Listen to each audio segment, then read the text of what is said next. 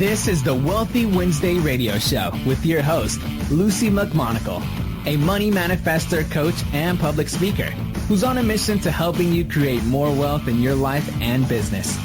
This show will inspire and empower you with various topics and has expert guests.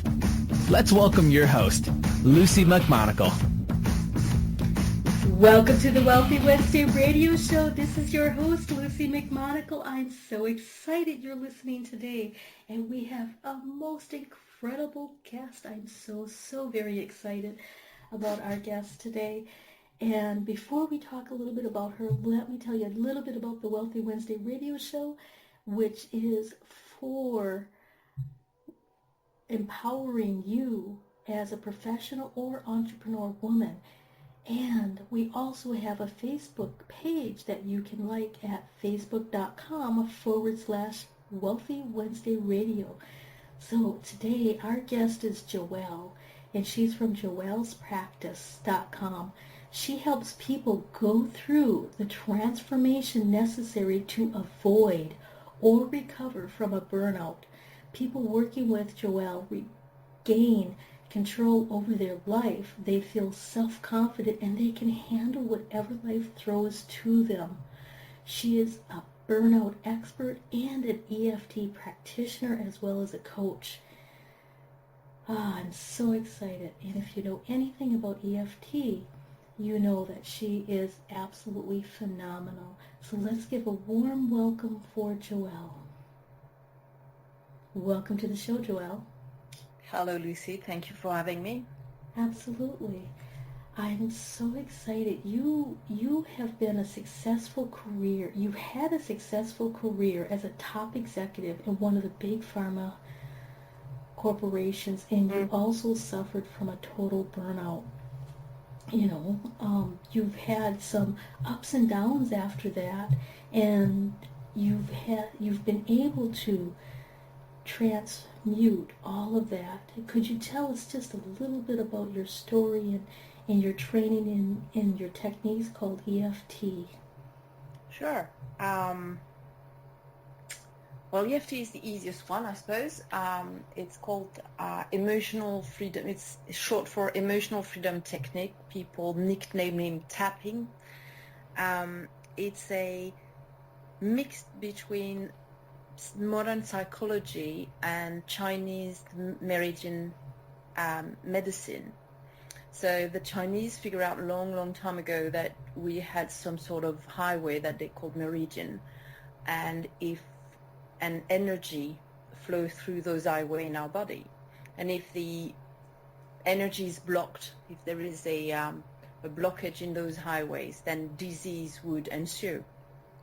And a doctor named Callahan actually was a psychologist and was working with a person who had phobia. And for those who have experience with psychology and with phobia, it's a very complicated ailment to cure. And he'd been working with that lady for about 18 months then, and he had made very little progress with that person. And then he, in parallel of his training, was learning acupuncture, so the Chinese acupuncture. And he had learned previously that before meeting that lady, that if the meridian for the stomach was tapping just under the eye, and out of, I suppose, lack of progress, well, where do you feel the fear when you experience this fear of water? And I said, well, it's always in my stomach. I really feel like a knot in my stomach. And he said, well, you know what? I've learned that if you tap under your eyes, it actually has an influence on your stomach. Why don't you try while you're focusing on that fear? And within 5 minutes, the story goes that the lady was running toward the pool, putting her feet in the water, and EFT, as we know it, was born. It was discovered that it was theorized that a negative emotion is basically energy that is kind of stored in our body and we can't let it go. And if you stimulate those meridian points that you have on your body,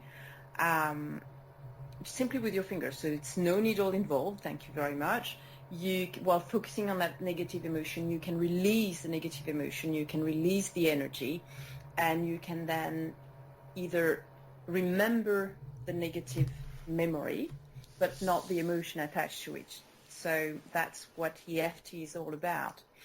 If somebody had told me 10 years ago or a bit more that I would be an EFT coach, and I would be striving to help people, I think I would have laughed. I was the epitome of the driven executive ready to go and take over the world. I worked in an industry that I believed in at the time. So the pharmaceutical industry, that was really something I believed in. I believed in what I was doing, and I was driven, and I chose my career move to make sure that I would progress. In addition to that, I had 3 children. I was what people would describe as the perfect perfectionist. What I didn't see coming was that it became harder and harder for me to be perfect at everything. Perfect at my job, perfect as a mom, perfect as a wife, perfect as, everything perfect was becoming a little bit too heavy. And then I remember one day after a conference in front of an audience, and my assistant came to me and said, "Joelle, don't panic, but your 2-year-old is in hospital." And I was 24 hours away from her at the time, and I felt like I can never win. And for me, it was like of course, the 24 hours flying back toward the kid was the worst in my life, but it was like everything was shutting down, and I couldn't hold everything. All the balls I had in the air started falling, and after a week, Charlotte was fine, and I collapsed.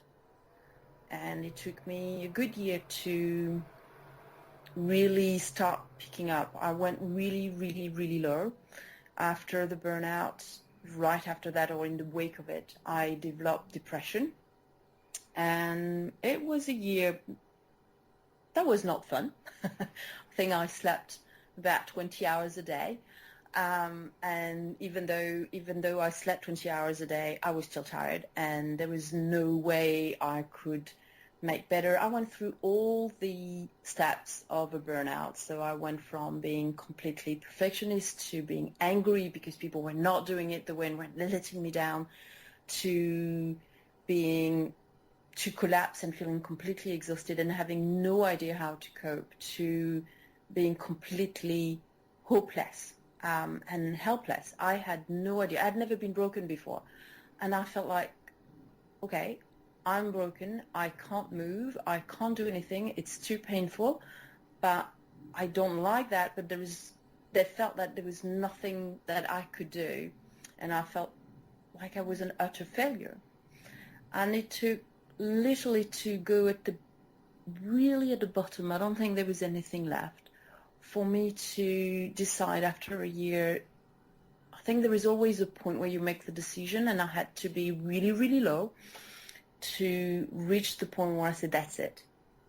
I'm not going back there. I can't stay where I am now. I have a choice. I either let go completely, and I wasn't quite ready for that, or if it is not the choice, then I need to find a better way. And from that point forward, I started looking for other solutions. Clearly, the medical solution that I had been following for a year didn't work for me. And the traditional way of approaching a burnout and approaching depression wasn't working for me. The medication were not working. I was taking medication for, I think at some point I was under 8 medication at any given day. And there was no benefit to it except for making me more sick. So I started looking for other way. I thought that there must be another way. And I used my training in the pharmaceutical industry to start researching and to start looking for techniques. And I've did some really strange things, and I've done some things that were positive, others that were not so positive, and little by little I found that EFT was a technique that was really helping me, wasn't traumatizing me, and was helping me deal with all this anxiety and bad memories that I had that were keeping me awake at night. And I found other energy psychology techniques, and I found other way of dealing with my life, and I started rebuild myself. So in a way, I tend to say that I've had many lives. I've had the life of the successful executive, then I had the life of the burnout, broken person, then I had the life of the new me, where I rebuilt myself break by break, and I chose what I wanted to keep and what I didn't want in, and I've came to a point where I was strong enough to re-engage with the world, at which point, of course, life threw things at you are supposed to test you to make sure that indeed you learn your lesson. And we learned that our oldest was diagnosed with autism. I will remember the doctors looking at me saying, "Oh, that's not the right time." And I was looking at him like, "Yes, but we don't choose this kind of thing, can we?" So I took that on my shoulder, and we have been helping him ever since.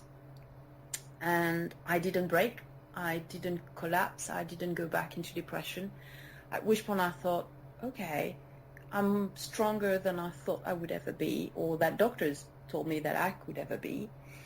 And when it was time for me to go back to work, I had the choice to go back to the pharmaceutical industry or to, and it didn't feel right, to be fair, or to share what I had, share my experience, but also help others avoid what I went through. And realize that when I started going down, there was nobody to help me out except for the medical world. And God, I owe them a lot, but they clearly were not offering other ways. And I'm a strong believer that while the traditional, or the medicine as we know it, has a strong arm and should remain and should develop, there are other things that people can do to help themselves. And with that in mind, I thought, okay, I need to have training. I can't just say, oh, well, do EFT, or, I will help you out. So I felt that I needed, my perfectionism kicked in at that point. So I trained as an EFT practitioner, and I also trained as a coach. And it's been 2 years now, almost 2 years, that I've been working as a EFT coach. I combined both. I really didn't like, and it's only my personal experience, I didn't like the psychological approach to a burnout or to a depression. And I felt that if somebody had told me, okay, what is your goal, and looking forward, as opposed to let's see what it went really wrong in your past and try to dig that up, that didn't work for me. So I was really determined to find a way to help people look forward and get themselves out of the bend, as opposed to trying to see what went wrong in their past. Wow, that is so incredible. So you've really been able to combine all of your experience from, really being a high-powered top executive in the pharma world, and for moving forward through the burnout and still being able to manage personal crises with your son with being diagnosed with autism, Mm-hmm. and learning how to combine being a life coach with a burnout coach. And I honestly don't believe there's anybody out there that I've ever met that combines these two particular areas that really, really help people. And, that's absolutely critical. And it's so crucial that we have alternative methods in order for us to prevent the burnouts and to, look at what is our future goals. Where are we at right now? Not what happened back there in the past that has, brought us to this point, but what can we do with what we have now so we can move forward? That's incredible. And I think it's also a question of giving people hope. And I know from experience that I was so fighting to get one day at the time that I had no way to look forward and say, okay, what do I want to achieve? What do I really want in the future? And how am I going to feel when I achieve that? I forgot that part. And once I regained that capacity to actually look forward to things, now it's a clear definition of being in depression or not being in depression, I completely agree. But I will always remember somebody asked me one day, what do you do that makes Joelle happy? And it took me 6 months to asking myself that question every day, thinking, what do I do to be happy? I had no idea. Now, because I never stopped to smell the roses, as they say, in my previous life, but I drew a blank. And it was such a shocking, it's a simple question. It's a completely, benign question in itself. But for me, it was such a shock that for 6 months, I drew a blank. Until one day I said, maybe, actually, I like reading books. And then little by little, I drew a bigger list, and I make a point every day to incorporate at least one thing that makes me happy every day. It's a choice. People say, it's kind of fake, but we all have busy life. My to-do list I don't think my to-do list is smaller than when I was an executive. It's just a different list, but we all have to-do list and responsibility and places to be and places to go. And having that list and just remembering every morning, saying, you know what, today I'm going to do this, or I'm going to do that, or just remind me to stop and to breathe in and out and to literally smell the coffee and smell, look at the smile on the face of a child, or laugh at a funny ad, or whatever it is. Just a blink of a second, just maybe, sometimes it's a little bit longer. It's such an invaluable tool that I've learned. But it just sometimes comes from giving hope to somebody to say, you know what, you have something that you're looking forward to. And that to me is very important. Oh, absolutely. It's extremely important. And, as women who are really high driven, most of us can tell you what makes somebody else happy. Mm-hmm. We can tell you what makes our children happy, what makes our partner happy, what makes our family and friends happy. Or you could extend that to what they want or desire out of life. But when you look at ourselves, we are so used to giving and giving and giving to other people and knowing exactly what they need, what they desire, and that we forget sometimes that we need to look at ourselves and choose ourselves for a little bit. And like you, it took me, I believe, 6 or 7 months to figure out what do I love to do? What do I love? And, basically that was asking myself, what makes me happy? And exactly. It's really amazing when you look at that. And such a simple question can completely change your world. And really, really actively looking for the answer and then starting to enact the answer once you find it is critical for having a balanced life in many areas. Yeah, and I find that a lot of my clients, men or female, or men or women, are not used to ask themselves that question, and the first reaction is, oh, well, I don't have time for that, or they feel guilty if they do it.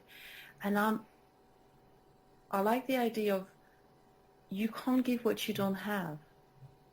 So you will be able to give, and I was the giver. I'm going to fix things. I'm going to take care of this. I'm going to moving forward, I was the one that would take care of everybody.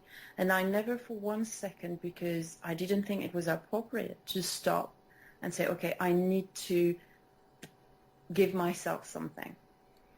And I see it so often, especially with women, like, well, I shouldn't be doing that. I shouldn't be stopping and get a coffee somewhere. I shouldn't be, little things. It doesn't have to be big things, but even the smallest things, we feel guilty about it because it's like, oh, we're being selfish, when in reality we are recharging our battery so that we can give more. And that's, for me, it is the hardest thing to explain to people when they're going through a burnout. And if I'm lucky enough to get them, to reach them before the burnout, there is always this phase where people are pushing harder. They know they're not going anymore where they should be, but they think if they push harder, if they try harder, if they give more, they will get over the bump and they will get out of the trouble. And it's the hardest part for them to realize that actually they're running on empty. And so in order for them to continue running, in order for them to continue giving, they need to stop, and they need to rest, and they need to give something to themselves. And it's the hardest part. It is. It is one of the hardest spots, especially when we're really busy these days and we have a to-do list that lasts into days, into weeks, into months. And, some of us actually plan out our entire year before the beginning of the year. And, sometimes we forget to leave space in for self-care. Yes.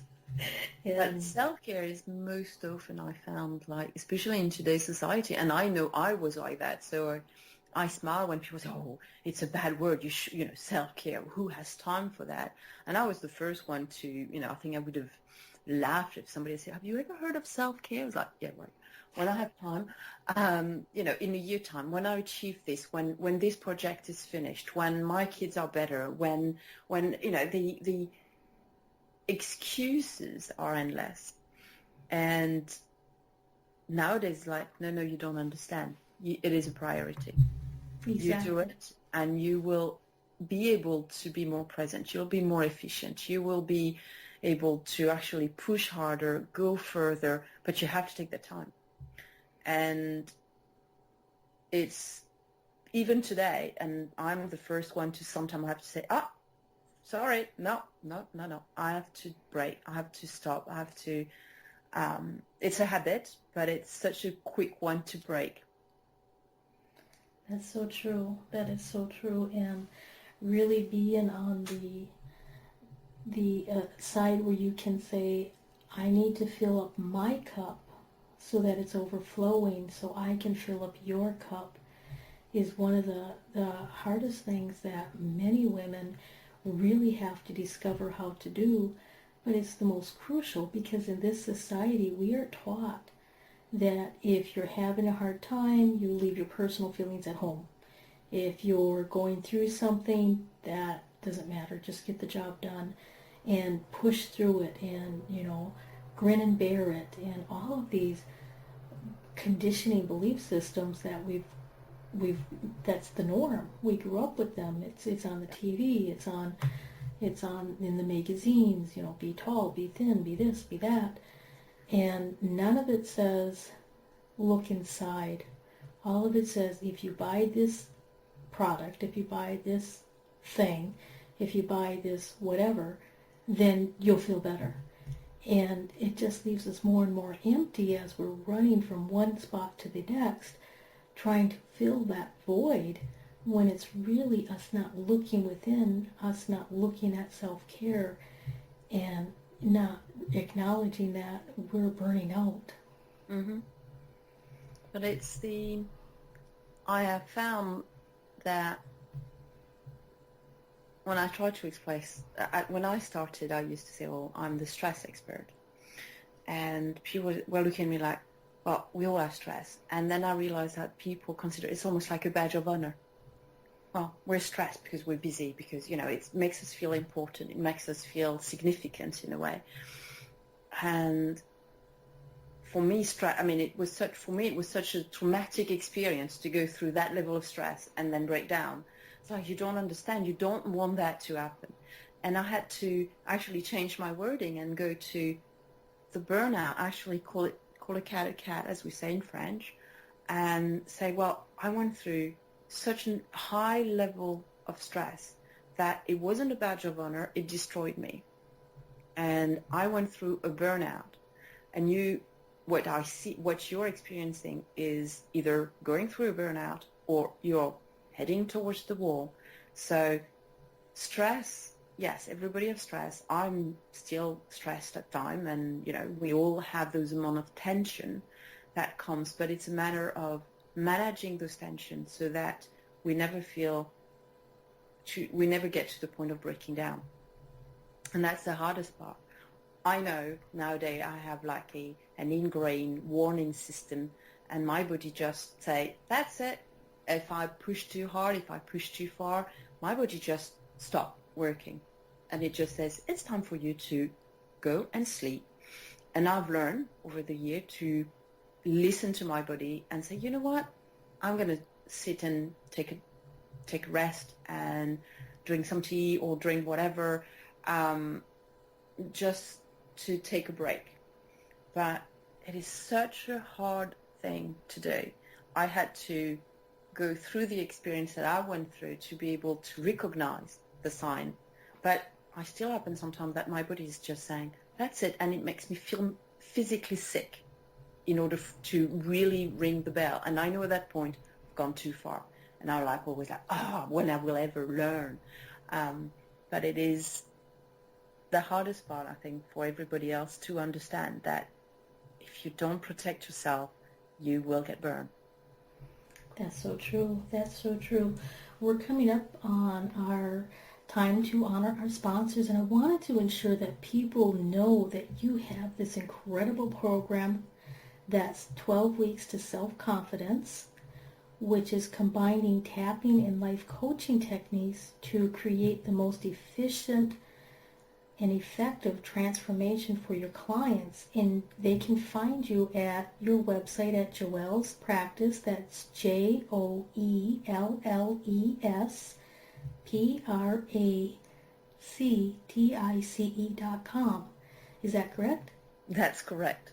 Absolutely. And if they send you an email at contact@joellespractice.com, and if they put WWRS October 2015, they will receive 2 free tapping sessions. Is that correct? Yes, that's absolutely correct. Wow. It's kind of there is one session with more of a strategic session, so try to establish the ground, where the person is at and where they want to be. And it's a fun session because they usually say, oh, I don't know where I want to be or where I can be. And it's fun to actually get people to say, okay, if you had a magic wand, what would you want and where would they be? And then the second session is an introduction to EFT and to address their most pressing problem, and to discover the power of EFT and the simplicity of it, and also the efficiency of it. Wow. And I personally use EFT, and it has helped me overcome so many different things. So, having 2 free sessions with a professional is absolutely crucial. So be sure that you email Joelle at contact@joellspractice.com and go to her website and check out her 12 Weeks to Self-Confidence. That's joellspractice.com. So we're going to honor our sponsors and we'll be back shortly.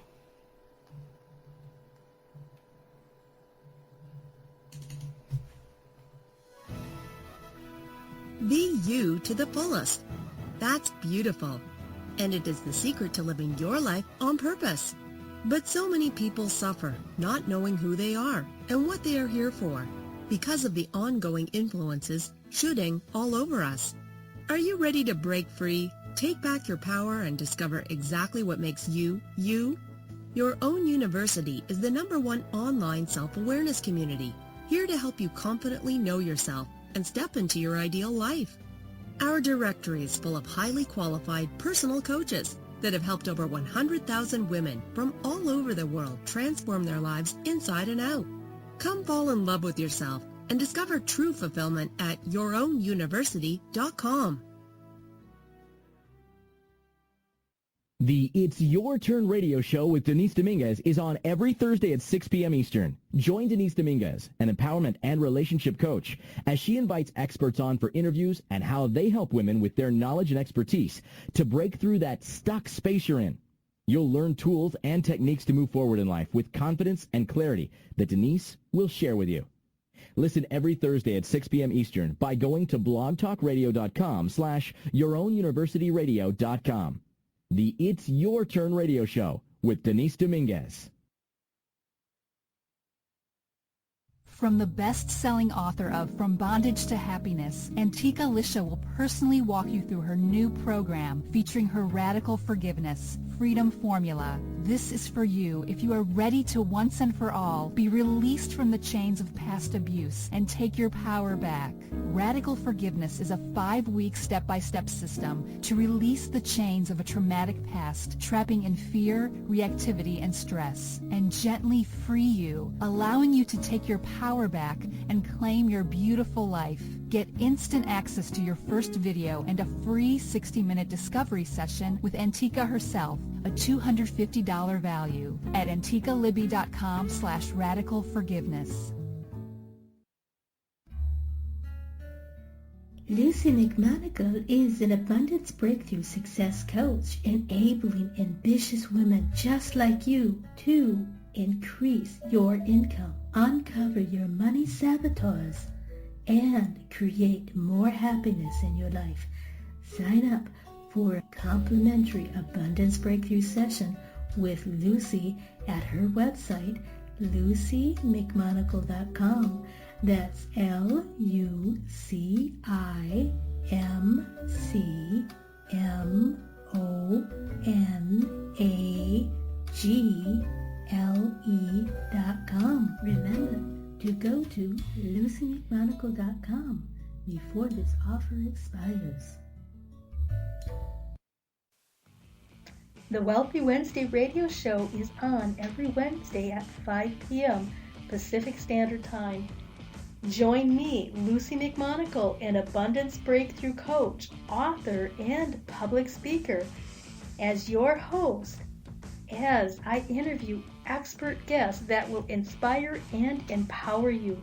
Listen every Wednesday or catch the archived shows by going to Blog Talk Radio /Ambitious Women Unite Radio. That's blogtalkradio.com /Ambitious Women Unite Radio. Join me, your host, Luci McMonagle, for the Wealthy Wednesday radio show every Wednesday. Welcome back to the Wealthy Wednesday radio show. This is your host, Luci McMonagle. I'm so excited you are here today. We have Joelle from joellspractice.com, who is a burnout expert and an EFT practitioner. And she is phenomenal. She has been helping people prevent and go through burnout through her coaching practices. Welcome back to the show, Joelle. Thank you. Hello. Come back. We were talking about your experiences as going through the burnout, and I'd like to know, what is one of the impacts of a burnout from a personal point of view, but also from a company point of view? Well, the obvious, and I think the short sight point of view, is from a personal point of view. From a personal point of view, the individual go from working at or functioning at what seems to be 200% to working at, if they're lucky, 10%, if they're less lucky, 1 or 2%. And for weeks on end, that individual doesn't have the physical energy, let alone the mental energy, to function. The only thing that the person can do is sleep and rest. Now, that has a cost, a personal cost, because during that time, well, everything the person has responsibility for goes out of the window. So the job goes out the window, but the personal responsibility also, the children, taking care of the children, taking care of the house, taking care of any aspect of your life go out the window. And it can take, in my case, it took a year, but it can take weeks and months to actually recover and regain this physical strength, and with that comes the emotional strength to re-engage with life. That is the personal life. So it will have consequences. It will have a ripple effect throughout the whole family, throughout the family unit, whether it's the children, the husband or the wife that has to take over the responsibility that were held by the partner. It's endless. But from a company point of view, and that has always baffled me, is that if a team member goes through a burnout, that means that the person held likely a job in the team, had a role in the team, and suddenly that role is open, is vacant, and somebody has to take over. Because one can assume that the project was running high, and I will talk from my experience. I know that I was responsible for a team, so that my team lost their leader. I was also engaged with a worldwide team, and I had responsibility to deliver certain element to the launch of a product. And overnight, well, my knowledge, my expertise, my understanding of the project disappeared overnight. And I can tell you that that put an enormous stress on everybody on my team, whether it was the people below me that were working for me, because they had to suddenly jump up to my level and try to put together all the aspect of the project that I had in my head or that I had in presentation. But if you try to step into somebody else's shoes, it doesn't feel right. And so they were not delivering the way I would have delivered it, not because I was better at it, but simply because a lot of your experience and your expertise is in your head. It's not on paper, it's not in a presentation. But my role within the team within the launch team, the team was completely blind from my perspective. Suddenly they went dark. And when you're in a team, you're as important as anybody else. Now, usually burnout people tend to believe that they are the key. Now, I'm here to say I wasn't the key member of the team, but I was certainly an equal member of that team. And suddenly they were blank in my expertise, or in my area of expertise. And it took 3 months for somebody else to be able to be running with the project in the same way I was running it. And it impacted the launch of a product worldwide. It's not that I was key to the product, but it's that I was running and then suddenly I wasn't there, and it took some time for somebody else to be able to be up to speed and run with the team and understand all the different elements of the project, of the team. And the impact literally were delays in the launch of the product, were delays in income for the company. It was a large pharmaceutical company. It cost them a lot of money. And that is something that is difficult to explain to people running companies, is that when your team member breaks down, have a burnout, it's not that they're weak.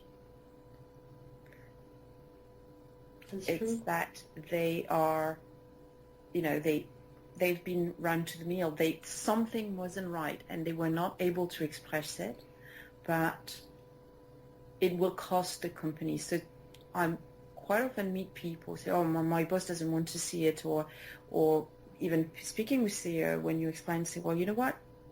You have a high rate of burnout. If you don't address it, it is going to cost to affect your bottom line." And they find it quite difficult to explain it. Now, I'm lucky, it's my job, or it used to be my previous job, to explain the cost of those effects. And so people are always like, "Oh, really? Oh, I never thought of it like that." But it has a cost. It's not so much that you're going to have to pay for that employee being on sick leave. It is that that employee was running a project, was running, had a role in your company, and you're going to have to replace that person short notice for a long period of time, and it will have an impact on your bottom line. And that is, for me, the key element to try to get an awareness and to get an understanding and a management of people. There are signs that somebody's going through a burnout, and it's important from a company point of view to recognize those signs and encourage the person to say, take a break, and encourage the managers to say, you need to manage, you need to take a break, you need to find, and maybe even force the people to take that break, not from or you're sacked or you're pulled back, but saying, you need to take some holidays. You need to have a hobby. You need to encourage the person to actually have a life outside of work. Wow. So what are some of the telltale signs that you were talking about?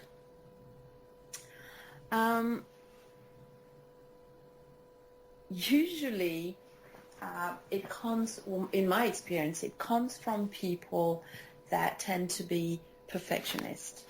So they are very driven and they want things to be just right, because then they can move to the next level. But they're driven by a passion, but then at some point they feel like it's not any more passion anymore. It's just things have to be just right. And then you hear people starting to say, my life will be better when all my ducks are in a row, when that project is finished and that project is there, and then you see people, it's like steps.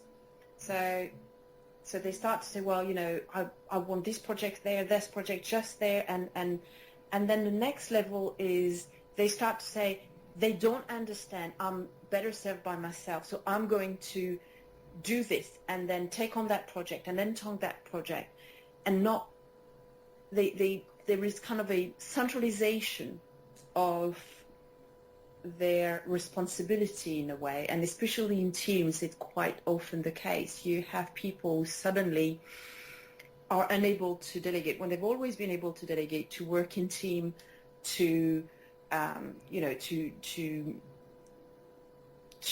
accommodate people doing things differently. Suddenly you see them kind of becoming much more rigid in their approach and saying, no, it has to be only this way, and if you don't do it, then they will redo it. So I've seen people going over a report that were presented to them and rewriting the report because it wasn't just right. And they don't have time to rewrite the report, but they felt that it would be the end of the world if it wasn't just right. The next step is people are becoming increasingly angry, enraged, and they seem like light fuse. Their team start to walk on eggshell, or people around them work on eggshell because they really don't want to trigger the fuse and have an explosion in their ends. When 6 months prior, or even 3 months prior, those same people were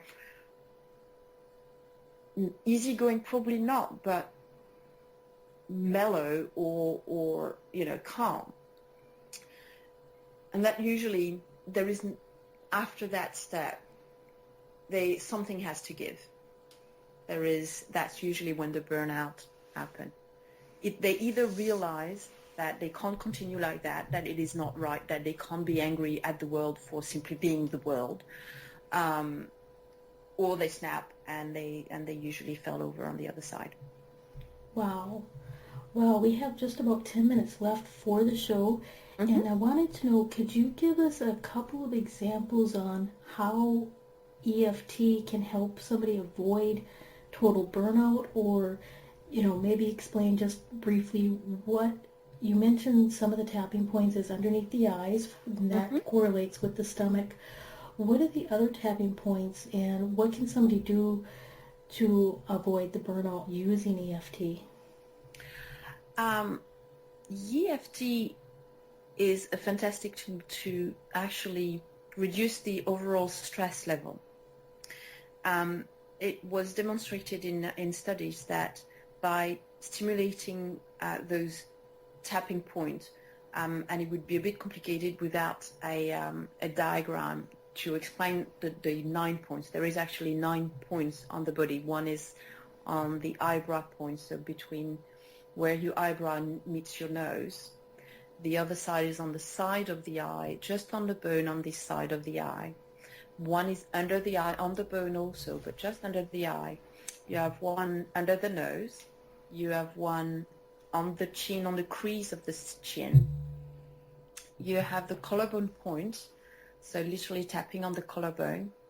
You have one under the arm, so that one is easy for the ladies because they can tap on the bra strap. For the gentlemen, it's literally aligned with the nipple. And then the last point is on top of the head.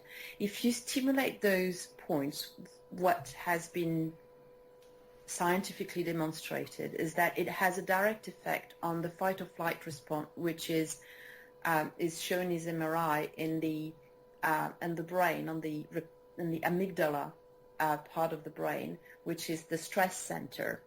And literally by tapping, the stress center kind of switch off. So by simply tapping whenever somebody feels, I want to say stress, but out of control, and feeling like they can't do everything, there is not enough hours, and there is all that long list of to-dos, and everything is important, and there is nothing I cannot not do. Just tapping to reduce that feeling of feeling overwhelmed or out of control will help tremendously. On the earlier stage, so when you are feeling that you have to do things just perfect, it's easy. I always start by asking, what happens if it's not perfect? And quite often that need for perfection hide under an underlying fear. And then it's easy to actually go to that fear and say something along the line, even though I'm fearful that if it's not perfect, something terrible is going to happen to me. I might be fired. If I'm not perfect, I might be fired. And just tapping, if I'm not perfect, and repeating just that fear, you will feel that fear going down. And quite often, it's kind of like peeling the onion. So you tap on the first fear, this first fear disappears, and below that first fear, there is another fear or another point of worry. and depending on where the people are in those steps. So if it's just a matter of being too perfectionist, there are some people who will go their whole life being perfectionist and never going through a burnout. You have some people that become perfectionists because it's a drive, or for fear of being a fraud. I know that was a huge fear for me, that people would actually notice that actually I had no business being where I was, which makes me laugh now, but at the time it was a real concern for me. And if I had known EFT at the time, I would have just tapped, even though I feel that I'm a fraud, I'm okay now. And I would have realized sooner rather than later that actually my boss were not stupid. They had chosen me, and they had given me those responsibilities because they knew and they believed in me, and therefore I didn't need to be so worried about that. But sometimes we don't have that clarity and that ability to take a step back and say, well, no, that fear doesn't belong here. EFT will allow you to drop those fear and calm yourself down. The other way I use EFT is usually people going through a burnout have enormous amounts of difficulty falling asleep. And by turning off the stress center in your body, you actually produce an enormous amount of relaxation. And it's a wonderful tool to use as a sleep aid, as opposed to taking a pill to sleep. You tap for 5 to 10 minutes, just either remembering the day and letting it go, saying, okay, this happened, but it's time for me to let go because I'm going to sleep. And you go through your memories throughout, of the day. It takes 5, 10 minutes, and you agree to let them go. And I mean, haven't been using sleeping aid for a very, very long time now. And I know that people are always surprised at how a simple technique, it's kind of a meditation, but it's an active meditation, I suppose, really provide this level of relaxation that induce a fantastic sleep. Wow. I never thought of using EFT to help myself sleep, but I will definitely consider that should I have a restless day where I cannot sleep. And that would have been so beneficial when I was going through my burnout after 20 years in healthcare and, being on call 24/7. So I wanted to make sure that everybody is aware that you have this incredible program. It's the 12 Weeks to Self-Confidence, where you combined tapping and life coaching techniques to create the most effective transformation for their lives. And they can get a hold of that program at your website at www.joellspractice.com. And they can also find you on Facebook at facebook.com/joellspractice.com. I think it's just Joelle's Practice, yeah. Joelle's Practice after Facebook. And for the special gift for only our Wealthy Wednesday radio show listeners, Joelle is offering 2 free tapping sessions, and all you have to do is send her an email at contact@joellspractice.com, and in the subject line, make sure you put WWRS October 2015, and you will be able to claim your 2 free tapping sessions with her. Is there anything you'd like to quickly tell the audience? We have about 2 minutes left. No, I think that I'm passionate about my 12 weeks to a self-confidence program because the transformation is quite amazing, and the personal transformation, I think I fall in love with all my clients simply because they are striving and they are flourishing, and they laugh at themselves at the end of the program thinking, gee, how could I not see who I was before And I'm always so proud of my clients because they just reclaim themselves, or they rediscover who they were meant to be. And for me, it's the most amazing thing to be able to witness and to be part of. So I'm truly encouraging people to join us, because it's it's a journey for me to start a program with my clients, and it's a joy to help them to be a support for them through that program. Wow. Being able to reclaim and regain your self-confidence when your life might be feeling like it's a little bit out of control, and having a step-by-step help to help you redefine where you are and where you want to go, so that you can truly and really have the happiness that you desire and deserve is an amazing program. So thank you, Joelle. I'm so excited you've been on the Wealthy Wednesday radio show, and I would like to thank our audience for listening to the Wealthy Wednesday radio show, and to be sure to check out joellespractice.com and check out her free gifts and get a hold of her. She is absolutely phenomenal, and she will really help you prevent burnout. So, well, thank you, Lucy, and thank you for having me on your show. Absolutely. So until next time. Thanks for listening to the Wealthy Wednesday radio show with Luci McMonagle. That's on every Wednesday. Join us next time for more inspiration and empowerment from various topics and expert guests.